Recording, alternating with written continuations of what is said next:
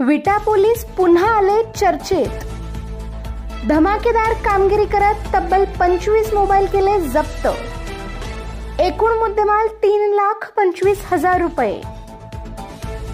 विटा शहर हे व्यापाराच्या दृष्टीने, शैक्षणिक दृष्टीने अत्यंत गजबजलेले ठिकाण असून या ठिकाणी विविध ठिकाणाहून माणसांची रहदारी मोठ्या प्रमाणावर असते।